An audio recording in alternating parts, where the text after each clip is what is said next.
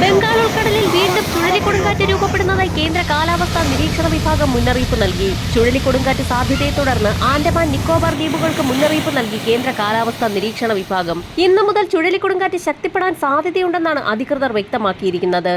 ഇതിനു പുറമെ ബംഗാൾ ഉൾക്കടലിൽ പുതിയ ന്യൂനമർദ്ദം രൂപപ്പെടുന്നതായും മുന്നറിയിപ്പിൽ വ്യക്തമാക്കിയിട്ടുണ്ട്. അടുത്ത 48 മണിക്കൂറിനുള്ളിൽ ഇത് വടക്കോട്ട് നീങ്ങുകയും തുടർന്ന് മ്യാൻമർ, ബംഗ്ലാദേശ് തീരങ്ങളിലൂടെ വടക്ക് പടിഞ്ഞാറ് ദിശയിലേക്ക് നീങ്ങാനും സാധ്യതയുണ്ടെന്ന് കാലാവസ്ഥാ വിഭാഗം അറിയിക്കുന്നു. വടക്കൻ കേരളത്തിൽ ഒറ്റപ്പെട്ടയിടങ്ങളിൽ ശക്തമായതോ നേരിയതോ ആയ മഴയ്ക്ക് സാധ്യതയുണ്ട്. ഇതിനു പുറമെ അറബിക്കടലിൽ കേരള തീരത്തിന് സമീപത്തായി പുതിയ ചക്രവാത ചുഴി രൂപപ്പെടുന്നതായി കാലാവസ്ഥാ നിരീക്ഷണ വിഭാഗം മുന്നറിയിപ്പ് നൽകിയിട്ടുണ്ട്. ഇതിന്റെ സ്വാധീനഫലമായി കേരളത്തിൽ ഇന്നു മുതൽ ഒറ്റപ്പെട്ടയിടങ്ങളിൽ ശക്തമായതോ നേരിയതോ ആയ മഴയ്ക്ക് സാധ്യതയുണ്ട്. വിവിധ ജില്ലകളിൽ കേന്ദ്ര കാലാവസ്ഥാ നിരീക്ഷണ വിഭാഗം യെല്ലോ അലർട്ട് അടക്കം പ്രഖ്യാപിച്ചു കഴിഞ്ഞു. ഇന്നു മുതൽ വീണ്ടും തുലാമഴ കനക്കുമെന്നാണ് മുന്നറിയിപ്പുകൾ വ്യക്തമാക്കുന്നത്. ബംഗാൾ ഉൾക്കടലിൽ ചുഴലിക്കൊടുങ്കാറ്റ് ശക്തി പ്രാപിക്കുന്നതിന്റെ ഭാഗമായി മുന്നറിയിപ്പിന്റെ പശ്ചാത്തലത്തിൽ വടക്കൻ ആൻഡമാൻ കടലിലും സമീപ തീരങ്ങളിലും മത്സ്യത്തൊഴിലാളികൾ കടലിൽ പോകരുതെന്ന് പ്രാദേശിക ഭരണകൂടം കർശനമായി നിർദ്ദേശം നൽകിയിട്ടുണ്ട്. ബോട്ടുടമകളും ദ്വീപ് നിവാസികളും വിനോദസഞ്ചാരികളും അതീവ ജാഗ്രത പാലിക്കണമെന്നും കടലിലെ വിനോദ പ്രവർത്തനങ്ങൾ ഒഴിവാക്കണമെന്നും നിർദ്ദേശം നൽകി. ഇതോടൊപ്പം തന്നെ തുലാമഴയെത്തിക്കുന്ന വടക്ക് കിഴക്കൻ കാറ്റ് കൂടുതൽ ശക്തി പ്രാപിക്കുന്നതായും മുന്നറിയിപ്പിൽ വ്യക്തമാക്കിയിട്ടുണ്ട്. വരും മണിക്കൂറുകളിൽ തിരുവനന്തപുരം, കൊല്ലം, പത്തനംതിട്ട, കോട്ടയം, ആലപ്പുഴ, ഇടുക്കി ജില്ലകളിൽ മലയോര മേഖലകളിൽ ഒറ്റപ്പെട്ടയിടങ്ങളിൽ നേരിയതോ ശക്തമായതോ ആയ മഴയ്ക്കാണ് സാധ്യതയുള്ളത്. ചക്രവാത ചുഴി രൂപപ്പെട്ടതിന് പിന്നാലെ തെക്ക് പടിഞ്ഞാറൻ ബംഗാൾ ഉൾക്കടലിൽ പുതിയ ന്യൂനമർദ്ദം കൂടി രൂപപ്പെട്ടതായി കാലാവസ്ഥാ നിരീക്ഷണ വിഭാഗം അറിയിച്ചിരിക്കുകയാണ്. കേരളത്തിൽ അതിശക്തമായ മഴയ്ക്കാണ് സാധ്യതയുള്ളത്. ഉച്ചയ്ക്ക് ശേഷവും വൈകുന്നേരങ്ങളിലും രാത്രി വൈകിയും ഇടിമിന്നലോടുകൂടിയ അതിശക്തമായ മഴയ്ക്കൊപ്പം മണിക്കൂറിൽ 40 മുതൽ 45 കിലോമീറ്റർ വരെ വേഗതയിൽ വീശിയടിച്ചേക്കാവുന്ന ശക്തമായ കാറ്റിനും സാധ്യതയുണ്ടെന്ന് കാലാവസ്ഥാ നിരീക്ഷണ വിഭാഗം അറിയിക്കുന്നു.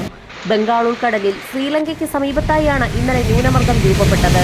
കേരളത്തിൽ ഒറ്റപ്പെട്ടയിടങ്ങളിൽ ഇന്നു മുതൽ 20 വരെ ഇടിമിന്നലോടുകൂടിയ മഴയ്ക്ക് സാധ്യതയുണ്ടെന്നാണ് മുന്നറിയിപ്പിൽ വ്യക്തമാക്കിയിട്ടുള്ളത്.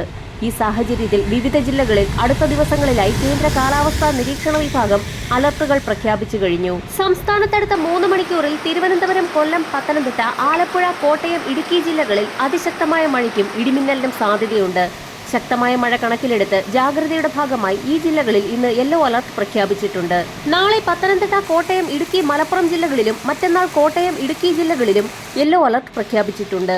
തെക്കൻ ജില്ലകൾക്ക് പുറമെ വടക്കൻ കേരളത്തിലും മഴ കനക്കും.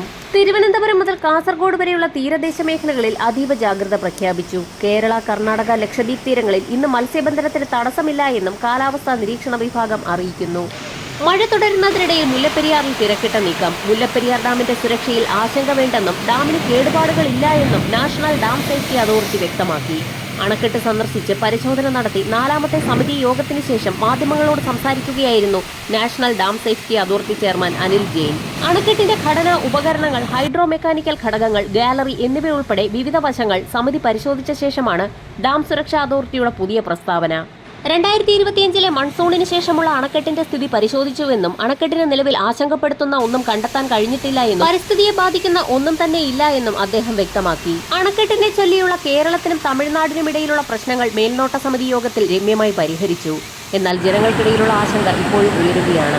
അതേസമയം കേരള തീരത്തും ഉയർന്ന തിരമാലകൾ കാരണം കടലാക്രമണത്തിന് സാധ്യതയുള്ളതിനാൽ മത്സ്യത്തൊഴിലാളികളും തീരദേശവാസികളും അതീവ ജാഗ്രത പുലർത്തണമെന്ന് ദേശീയ സമുദ്രസ്ഥിതി പഠന ഗവേഷണ കേന്ദ്രം മുന്നറിയിപ്പ് നൽകി.